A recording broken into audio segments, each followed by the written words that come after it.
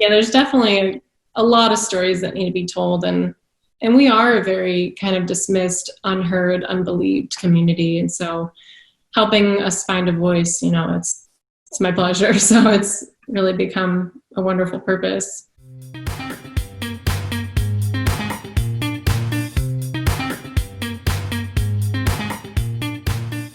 Hello, warriors. Welcome to season 2 of the Invisible Diaries. We're your hosts. I'm Misty. And I'm Amber. And today we have a very special guest for you. But first, a quick disclaimer. Any information discussed in this podcast is strictly our opinion and for informational purposes only. It is not meant as medical advice and should not be taken that way. Always consult with your doctor or medical team. We know battling chronic illness can be hard, and if you find yourself or someone you love in crisis and need someone to talk to, you can call the National Suicide Support Lifeline at 1-800-273-TALK, which provides free and confidential support in the U.S. 24 hours a day, 7 days a week. Again, that number is 1-800-273-TALK. Any cited resources mentioned on this episode will be linked on our website, theinvisibleidiaries.com. Now let's get started. Hi, Ashley. Thank you so much for taking the time to speak with us today. Why don't you go ahead and introduce yourself and tell everyone a little bit about who you are. Well, thank you guys so much for having me. It's a pleasure to meet you both. And I love what you're doing with the Invisible Diaries. So keep doing it. Thank you. My name's Ashley Rippentrop, and I'm from the Chicago suburbs area, but now live in Columbia, Missouri, where I went to college at the University of Missouri. And I have chronic illness and run a little art business on the side. Some things I like to do are, paint, draw, sing, dance. It's a pretty artsy person. We saw that you're a big nature lover like Misty and I. Yes. Yeah, so my husband and I, we just got back from a camping trip to see 5 national parks, and it's our goal to see them all. And so we love hiking and camping as well. That's amazing. You have a really fascinating topic that you wanted to talk about today, and I think it'll really resonate with our listeners. Why don't you tell us a little bit about finding purpose through pain and how you discovered a new purpose mission with your chronic illness? Yeah, so suffering and loss are sort of what tie us together as a human race, right? I mean, people experience different levels and types of loss, but if you live long enough, you are going to experience some form of suffering. And so it's like, what do we do with it? How do we deal with this? Because suffering shapes us. It changes who we become. And ultimately it's how we respond to these adverse experiences that sort of makes or breaks who we are. So I always say we can let it break us, or we can do something with it, and we can actually seek to find purpose in them and through them. So becoming part of something bigger is really important, I think. So for some, it might be faith.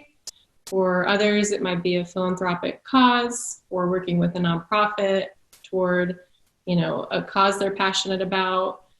And whatever it is, it's important to just get out of yourself. So to find a way to grow through your suffering. And so I came up with this acronym, RALLY, to sort of help you begin this journey of finding purpose in your own pain. So RALLY I chose because I'm not dismissing your pain and your suffering, but you're finding a way to to rally, to keep going, to move through it and find purpose within it while still grieving that suffering, because that's important too. So the first letter of RALLY is R, standing for reflect. So during this part of the process, you're really going to spend some thoughtful time journaling, reflecting, asking yourself some questions like, how has my suffering changed me? How has it not changed me? Who have I become because of this? Has it made me a better person? Has it made me a worse person in some ways? It's just good to have this kind of internal dialogue with yourself and kind of figure out where you're at because of that adverse experience. I remember for me, like out of college, I worked a few 9-to-5 corporate jobs, and it didn't go so well. And I would use up my sick leave and sick days within the first few months. And I realized that, okay, my career life is not clearly going where I thought it was going to go, which leads me to the next point, the next letter in Rally, which is A for accept. So really thinking about getting into a healthy mindset with your situation. So just knowing that it's okay and it's healthy to accept that your situation has changed and that your body has new limits that it didn't used to. That maybe you can't, run a half marathon anymore or still play soccer, or maybe you can, but it looks different now. So really getting to a healthy place of acceptance, knowing that some things could change and could get better, but most likely your situation still has been changed enough, and a lot of it will be as it is now. So kind of becoming okay with that and being like, okay, well, now what? What do I do with this situation now? I remember after receiving my diagnosis, I went through a long season of grieving my old self and what I couldn't do anymore. And I was really quite upset. It was a really, really tough period to go through. And I remember finally coming to a place of acceptance and realizing that, life as I knew it would never go back to how it was, but, that's how we grow. And I had to become okay with my new normal. And well, of course, not totally okay with it. Like, it's not great, but, accepting that this was my situation now and saying to myself, okay, well, what am I going to do now? So that leads me to the 2 L's in Rally, which is learn and look. So this part of the process is really kind of fun. Like, you're thinking about what can you still do and enjoy? Like, what can you still do well within your limits? And how can you use those gifts, skills, talents to, better relate to others and help others even. And so I think that was kind of a cool process for me. And, I remember scouring the internet for research and learning about my disorder and trying to figure out, like, is this going to get better? What can I do with this? What are other people doing? And I remember thinking, I got a journalism degree from the University of Missouri, and my husband does film, and we love documentaries. And so we were looking online for a documentary about POTS. So we looked and we found a couple shorter videos, but we really didn't find much. And so we realized there's a space for this. And there are a lot of people suffering with POTS and other invisible illnesses that like this. So we saw a spot in the market, and we saw a need and a story that needed to be told, an illness that needed awareness. And we had, at least some of the skills to kind of begin maybe this process of starting a documentary. So, and I have the condition myself, so that would make me able to relate to others in the community. And hopefully, as I reached out to people, I thought,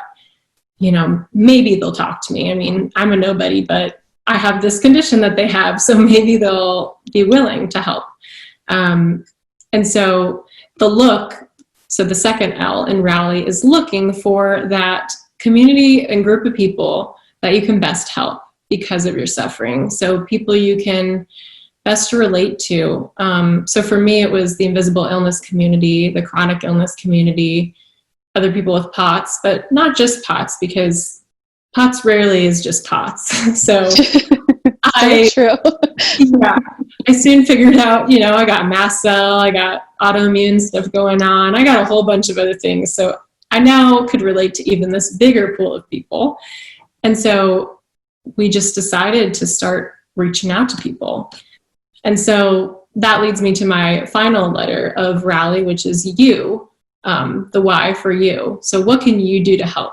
And this is the action step. So how and in what situations can you use your experience and your suffering to help others? So take some time to do some research and write out realistic steps that could help you move toward this goal.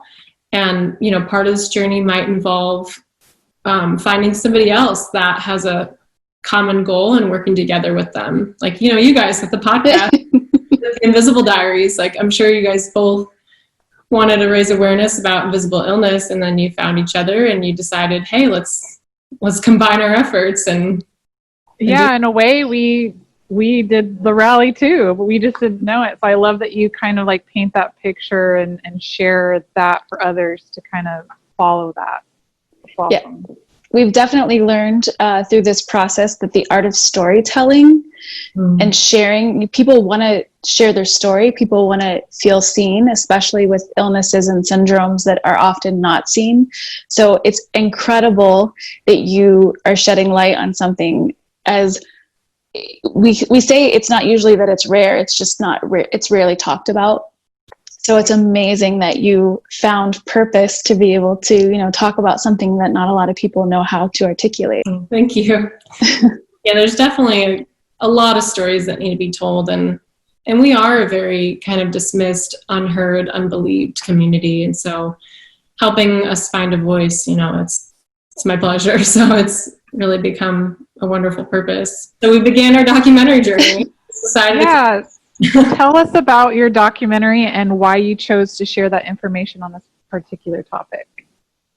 Yeah, so, I just think it can be such a lonely journey of being undiagnosed, really even more lonely than once you have a diagnosis, and then you're just trying to figure out, okay, well, now what? How do I deal with all this? Like, there's no cure or no, like, really set treatment. It's kind of like figure out what works for you kind of thing.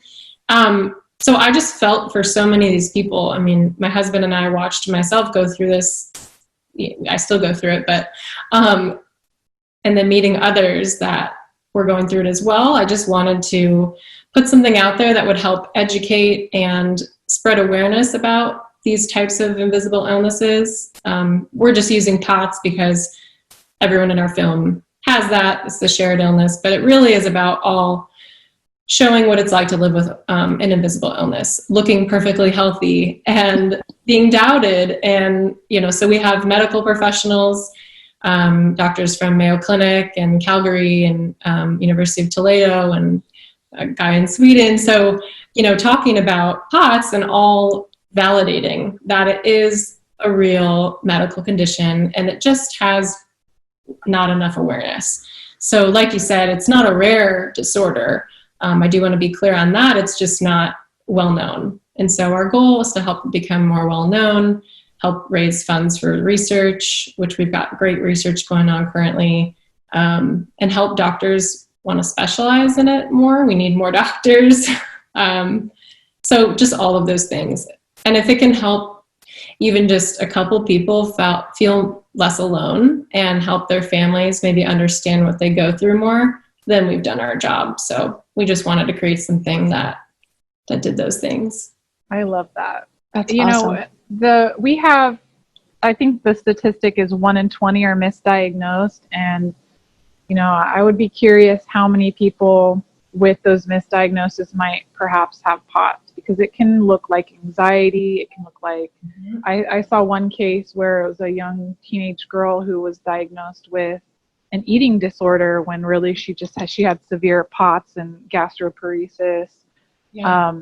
There's just so many, I believe there's so many cases that just because many doctors are unfamiliar with this, they aren't getting diagnosed. And when you don't get diagnosed, you don't know how to properly treat yourself. Even though I was diagnosed at a young age, personally, I didn't do any treatment. In fact, because I have other heart issues, I avoided salt and things like that. So I actually made things so much worse because I didn't know what I was dealing with up until way later. So I think it's great to share all this information and raise awareness. I also, just in case anyone is listening and they don't know what POTS is, I figured I pulled up Dysautonomia International's website. And if you go to our website, theinvisibleddiaries.com, we do have resources, which we'll have to add your website to, by the way, so don't let me forget. So you can go through and check out different resources on different chronic illnesses. So POTS is short for postural orthostatic tachycardia syndrome.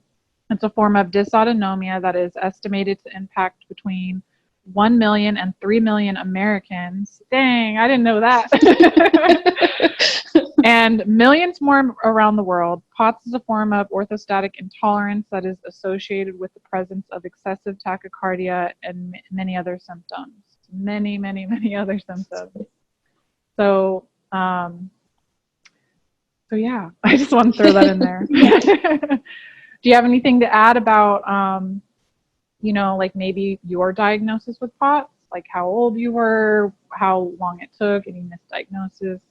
Sure. Well, I just wanted to say too, to your point, I really feel for you that you weren't knowing how to treat your condition because of the misdiagnoses and because of your other syndromes or your other diseases.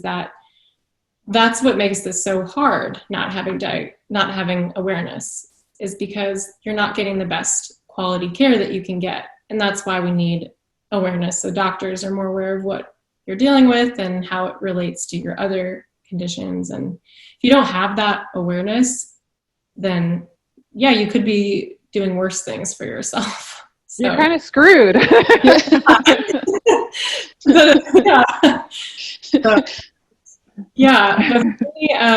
Getting diagnosed, I got diagnosed very late in the game. I started dealing with symptoms really when I was about 14. I got a couple concussions, started fainting, started slowly migraines and dizziness and other weird symptoms. College, it got even worse. I was fainting once a week without warning. I was just all over the place with migraines and ER visits, and just unexplained weakness is what they would diagnose me with. And I'm like, okay, that's not a diagnosis. So anyway, I finally was working with a cardiologist. I even had a tilt table test done back in 2010. Didn't know what it was. He's like, if you faint, we'll give you medicine. Okay, I fainted, got the medicine, helped me kind of level out for a little bit. And then it really was in 2017. And so I was, I think, 25 or 26 then. And I was in a support group meeting, and one of my friends was talking about his friend who had POTS. And as he described her life, I was like, this sounds a lot like me. I've never heard of this. Let me go home and Googled it. Sure enough, I'm like, this has to be what I've been dealing with. Wow. Figured out how to get diagnosed, made an appointment. It was a long wait, of course, but once I got the appointment, I was diagnosed with POTS and, neuropathy as well. And that started things for me. So it can be a very long journey of just, I don't know what's wrong with my body. Doctors don't really know about it. So we can't. I think that's what's so incredible about what you're doing. And because it's great that we have community, but it's another thing to be able to educate doctors to start looking for things outside of the box. Because there are a lot of doctors that want to help, I think. I mean, of course, there are some that are in their own category and we don't talk about them.